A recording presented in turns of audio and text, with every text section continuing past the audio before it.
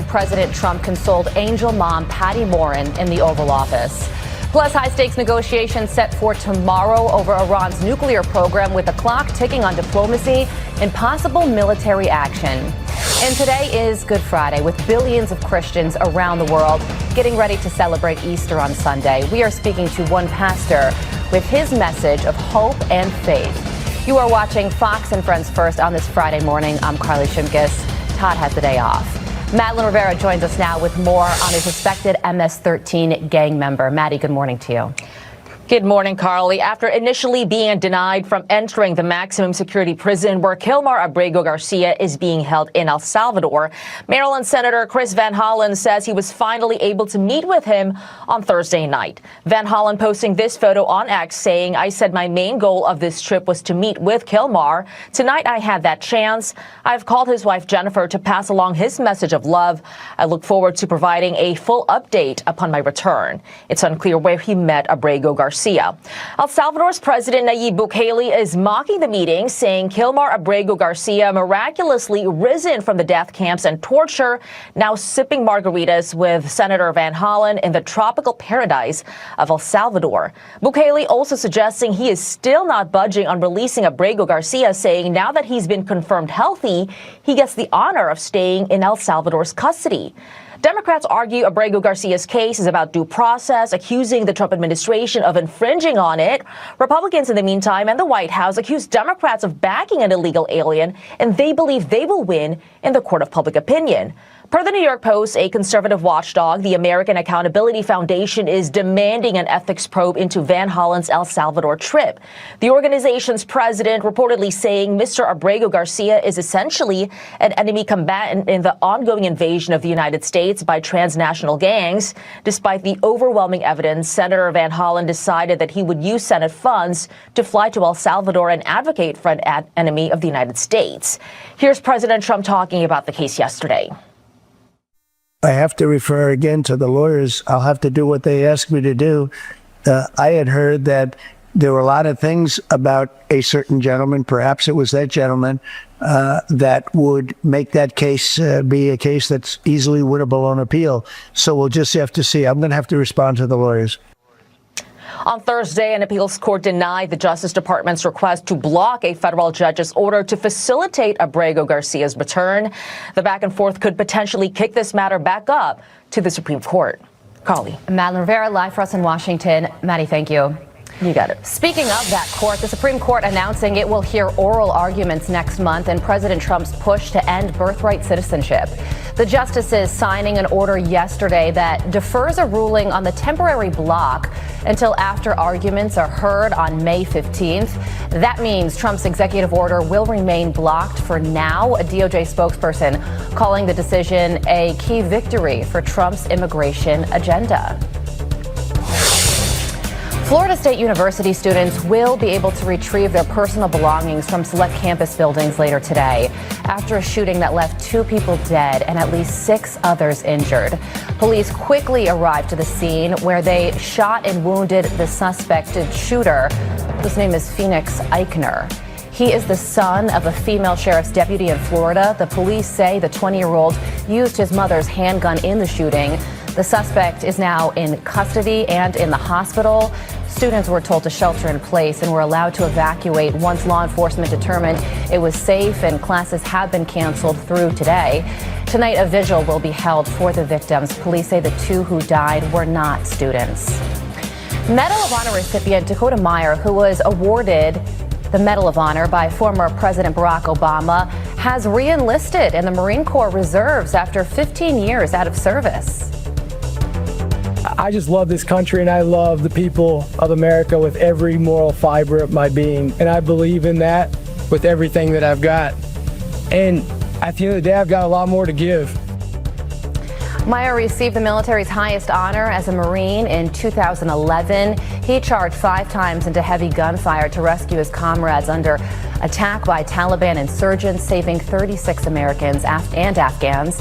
He was administered the oath by Defense Secretary Pete Hegseth at the Pentagon yesterday.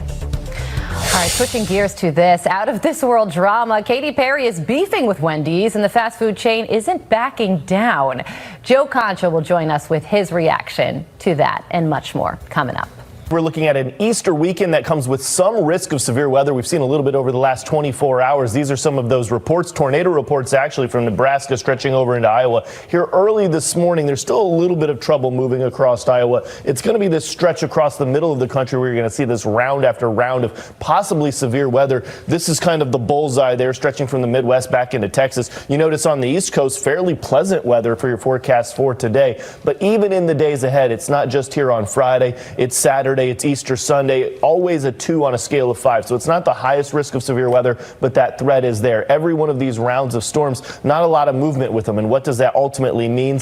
It means a lot of rain's going to come down in some similar places. And that's why we're looking at a good 3 to 5 inches of rain across portions of Oklahoma, stretching back up into Missouri, across Kansas. So some of these areas see a whole lot of rain. Flooding could be a pretty big issue on Saturday. You're looking at that 3 out of 4 flood risk. That's a pretty good flood risk. So we could see flooding being an issue here across the rest of the weekend as well. That's certainly something we'll be paying attention to. I will leave you with your Easter Sunday forecast, and it's pretty similar to what we're going to be talking about all weekend long, Carly. The middle of the country, that's where all the action is. East Coast, West Coast, pretty good weekend. Okay, so some rain in the middle and good on the ends. That's Exactly. what I'm seeing on the map. Adam, thank you so much.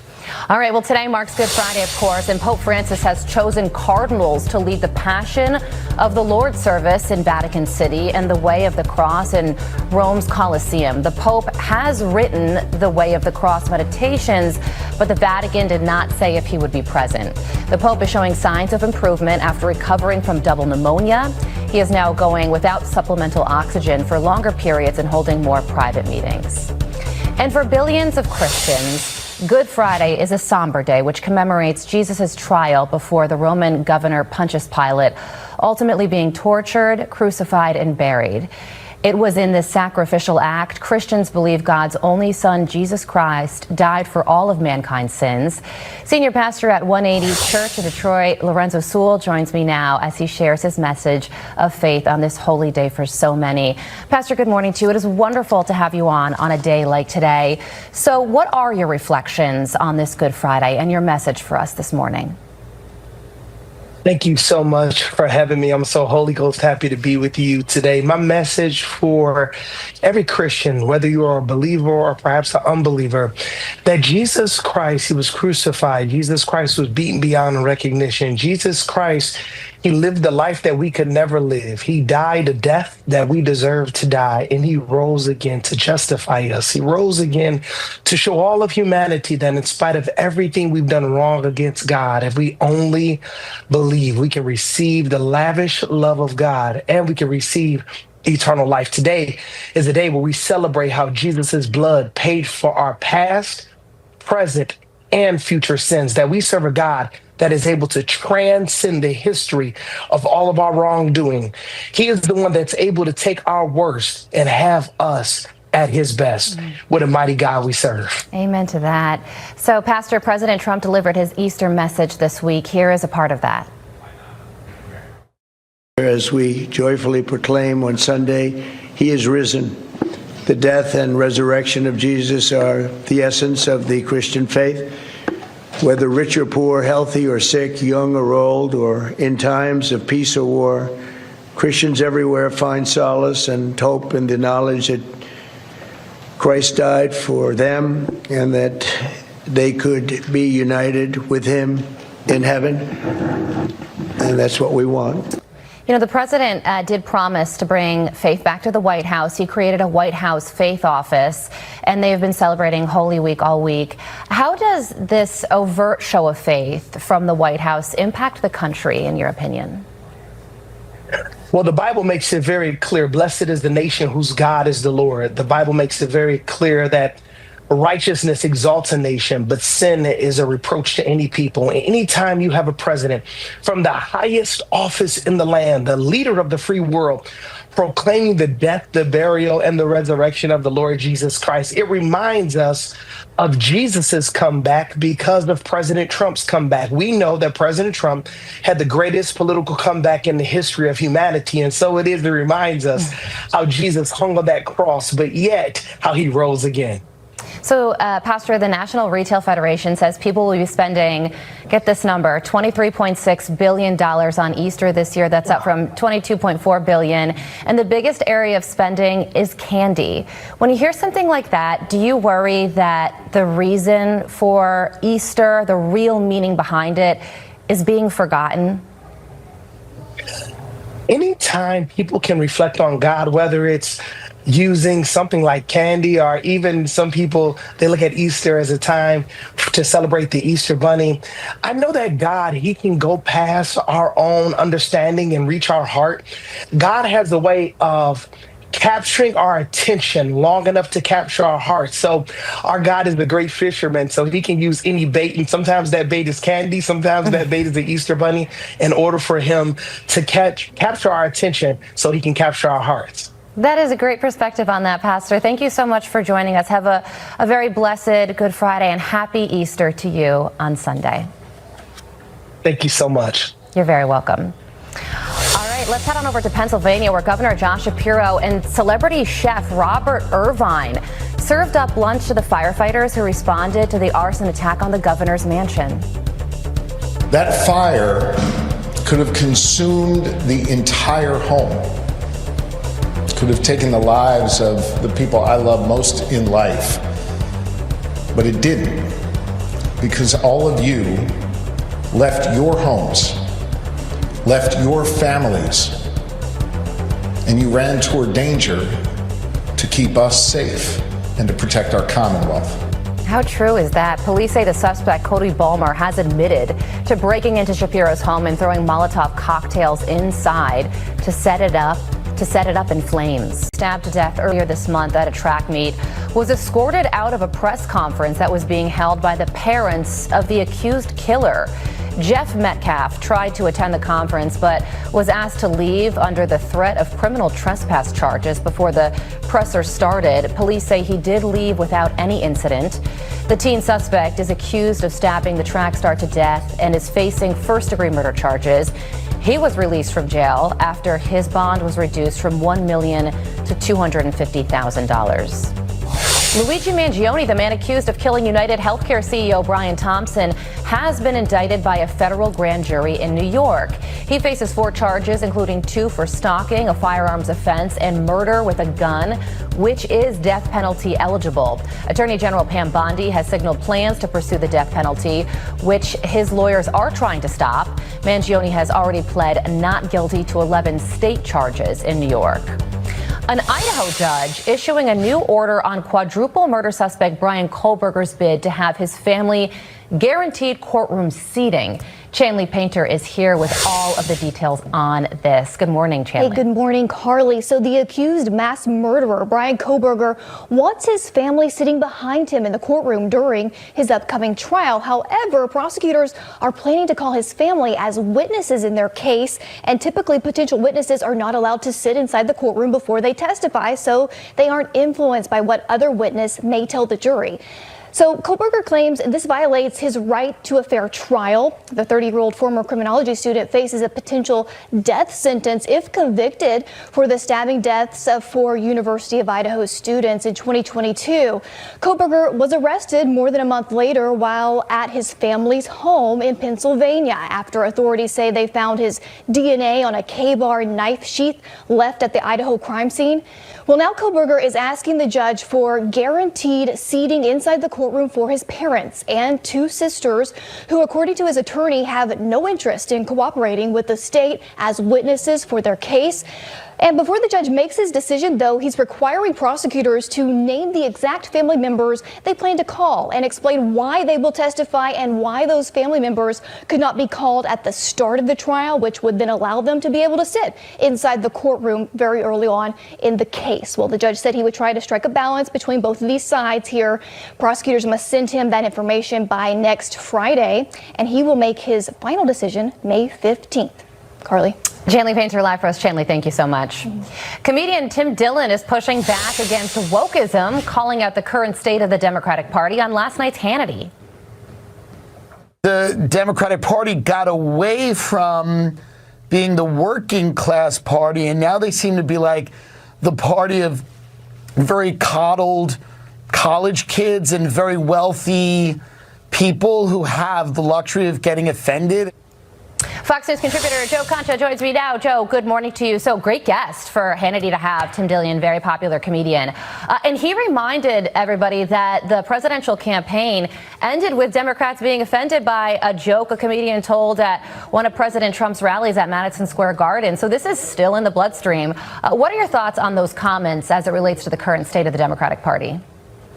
Well, Carly, I was at that rally covering it for Fox, and I remember the reaction to one comedian telling a joke about a garbage problem that was happening in Puerto Rico, which has been well documented over many years. And then I saw reports from CBS News saying that this could be the joke that turns the whole election for Kamala Harris. In other words, ignore inflation, ignore open borders, ignore endless wars, because one comedian told one joke 4 hours before Donald Trump took the stage, that was going to change the entire election. And I talk about it in my book, The Greatest Comeback Ever, as being one of the biggest jokes in terms of media coverage that we've ever seen. Look, Tim Dillon talking about how Democrats not realizing why they lost. He also said, quote, that they have this smug sense of superiority, as in moral superiority. And when you're constantly speaking down to the very people that you want to vote for you, that's a big turnoff unless you're doing an interview on MSNBC or CNN. But he's right about it being the party of elites. Here's a stat for you, Carly. Did you know that the top 10 richest congressional districts in this country are all represented by Democrats? It's no longer the party of the working man or woman. It's the party of the richest 1%, the party of elites. And as long as they stay that way, they're going to have a big, big problem winning in states like Pennsylvania, Wisconsin, Michigan, Arizona, Georgia, North Carolina, and Nevada. They have to get back to talking to people and meeting with them instead of speaking down to them, Carly. It's a great point. Sorry, battling a cold. Oh, well, I hope you feel better. Stick with us for a couple more minutes because we have a few more questions. I will. So a lot happened this week, Joe, including that all-female space flight. And in a unique twist, Katy Perry was, of course, on board. And Wendy's posted this, directing it at her. They said, "Can we send her back?"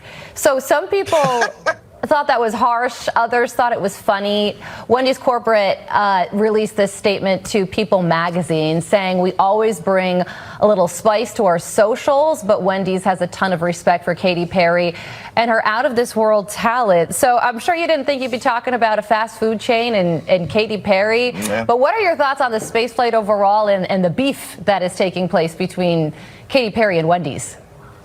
Well, the thing is, it kind of wasn't a space flight per se. It took 11 minutes, right? There are plenty of things that you could do in 11 minutes and not even think about it. So it was funny. I think people are a little bit too sensitive these days. Katy Perry, can we send her back? I get it.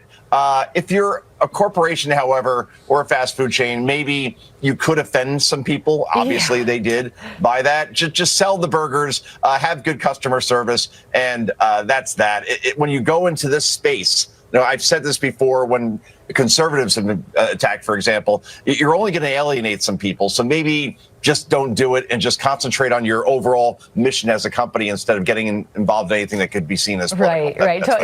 Very sound advice there. Although, you know, Joe, there were a lot of celebrities who criticized this space flight, and you would think that they would be all about like the female empowerment and saying this is great. And they said it was woke and out of touch.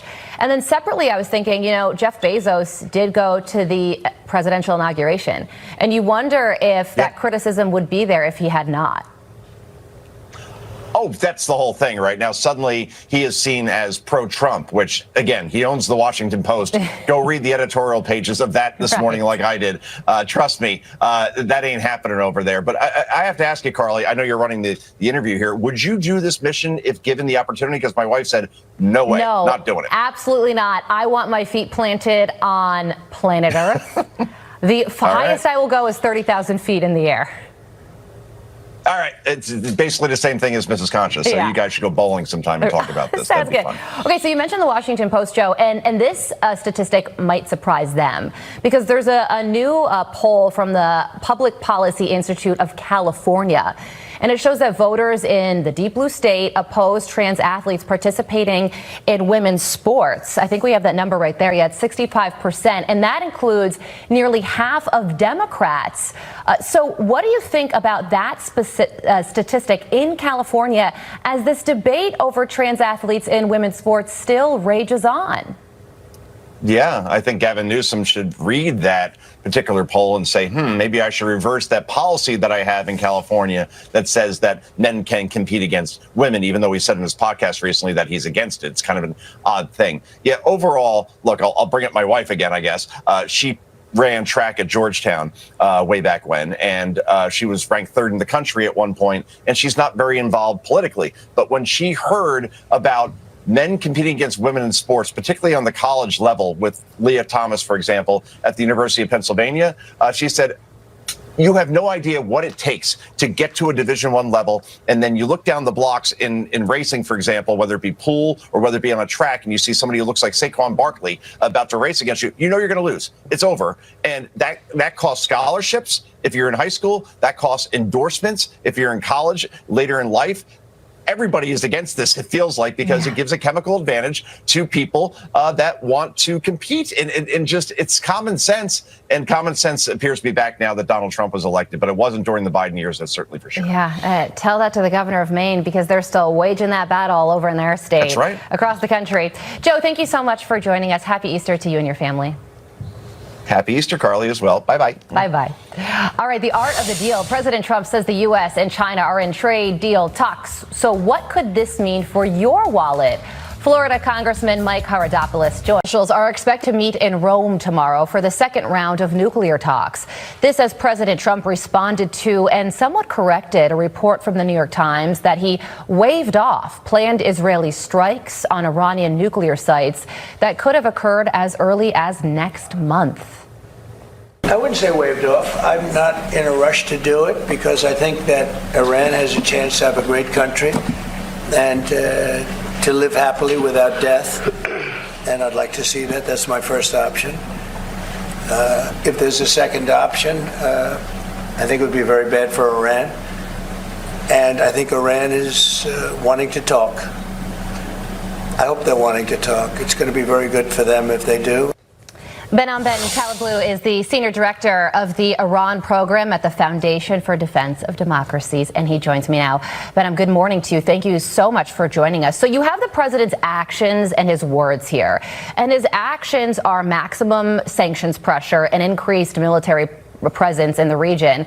But his words are diplomacy. Let's try and negotiate and talk this out for the sake of both of our countries. So with that as the backdrop, what are your expectations for round 2 nuclear talks, and if a nuclear deal with Iran is even possible?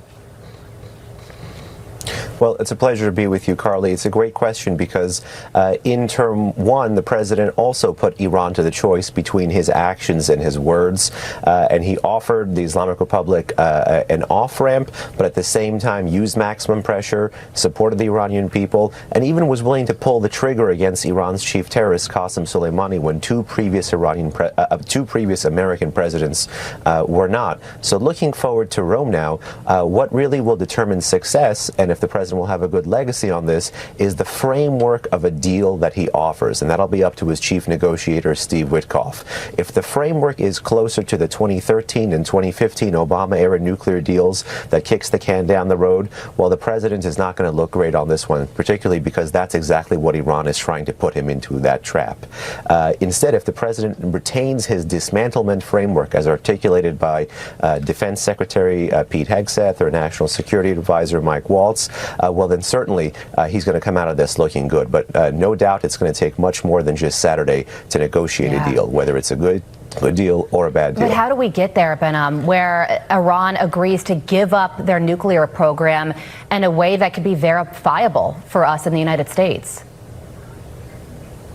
Well, now, no doubt, it's very, very tough. When it comes to verification, that's a combination of what the U.S. intelligence agencies can provide, but also critically and more importantly on the ground with the International Atomic Energy Agency. And that's why the president needs to have the back of the IAEA in Vienna and make sure that they're fully empowered to go anywhere, anytime, to inspect both Iran's nuclear sites and military sites. And that's something that Iran has been trimming as it's been growing its nuclear program. To support this institution, the president can actually bring meaningful pressure, meaningful economic, political, and even military pressure against the Islamic Republic. You know, this is a president that means what he says when he says he's not going to let the regime get a nuclear weapon. Yeah, and he just sanctioned that Chinese company for importing Iranian oil. So a sanctions pressure continuing to ramp up as these negotiations go on. Let's move over to the Russia-Ukraine war, because there's new comments by Secretary of State Marco Rubio. He just suggested that the United States could walk away from negotiations if progress isn't made. Watch this. We need to figure out here now, because if it's not, then I think we're just going to move on from our perspective. That the president feels very strongly about that. He has dedicated a lot of time and energy to this, and there are a lot of things going on in the world right now that we need to be focused on. I mean, that is a huge statement from the Secretary of State. Where do you see this going?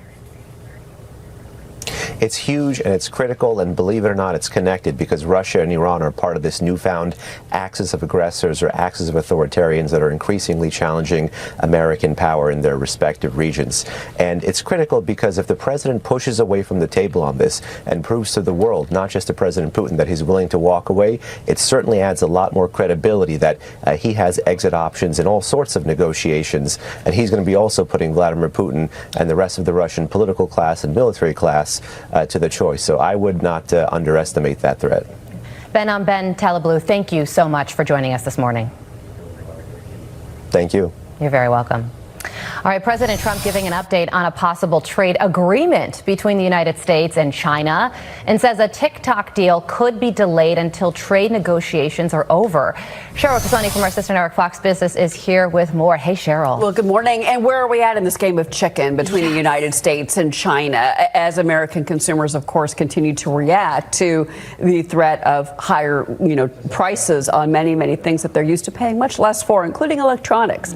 But yes, President Trump did give us an update on the status of negotiations with China. Watch. I think that we will make a deal with China. I think we've had some very good talks, but we will have some very good talks remaining. I think we're going to make a deal with China. We're going to make a deal with everybody. I would think over the next 3 or 4 weeks, I think maybe the whole thing could be concluded. So Randall Kendrick was speaking with Business Insider. He's with the Global Supply Chain Institute. He made a very interesting comment, I thought. He said, this is a game in terms of who's going to... Because if it's not, then I think we're just going to move on from our perspective. That the president feels very strongly about that. He has dedicated a lot of time and energy to this, and there are a lot of things going on in the world right now that we need to be focused on. I mean, that is a huge statement from the Secretary of State. Where do you see this going? It's huge and it's critical, and believe it or not, it's connected, because Russia and Iran are part of this newfound axis of aggressors or axis of authoritarians that are increasingly challenging American power in their respective regions.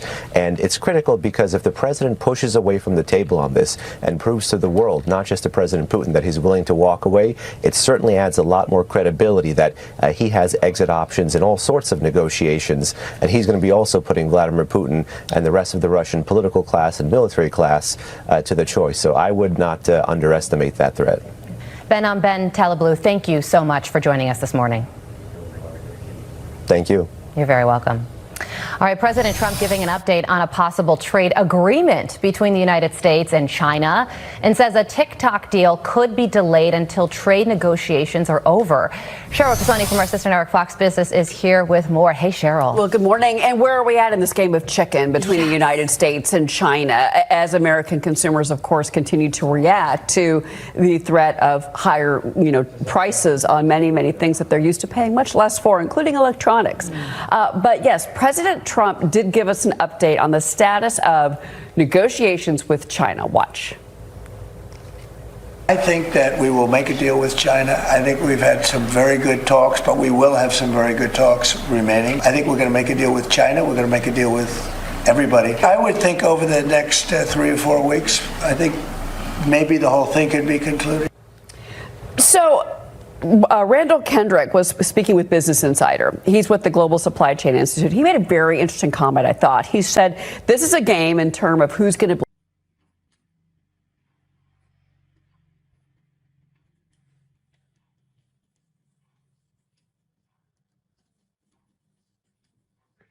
Muối được kép từ 8.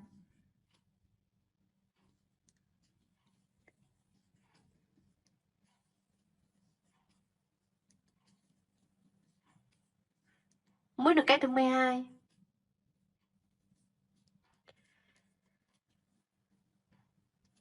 Tiếp theo cắt sợi.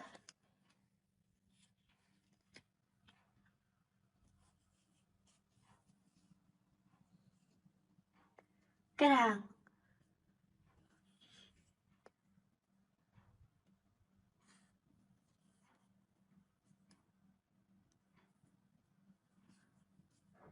Sử dụng cái móc giấu sợi thừa phía đằng sau.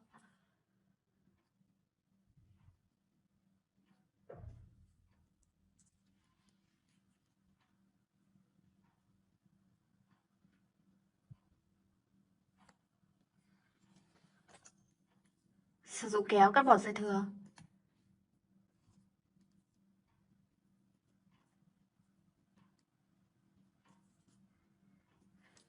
Đính mác vào đây thứ hai.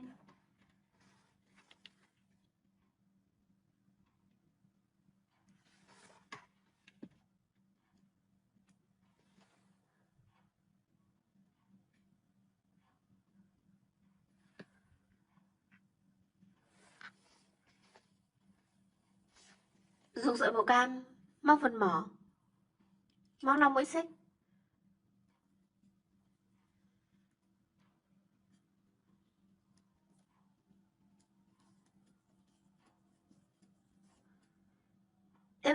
Tiếp theo quay lại 2 mũi trượt.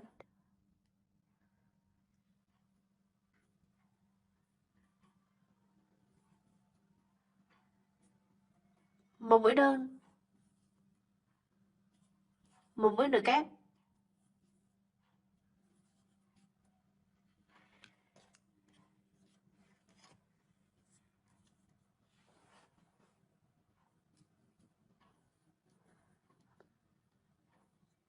Buộc thân nút 2 đầu sợi.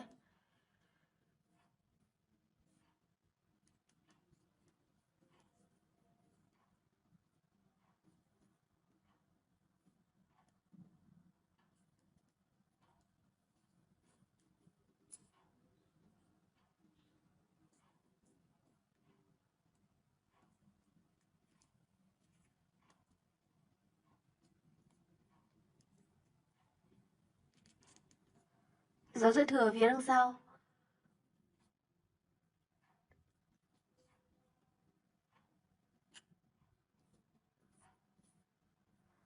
Cắt bỏ sợi thừa.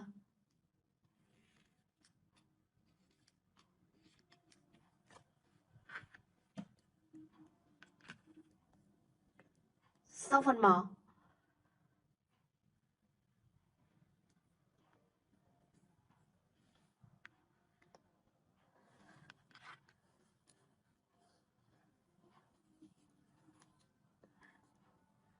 Tạo vòng tròn bao thọt bằng sợi màu trắng lần thứ 3.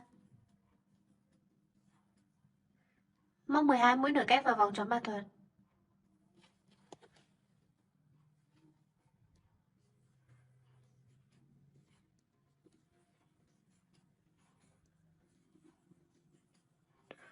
Mũi nửa kép thứ 5.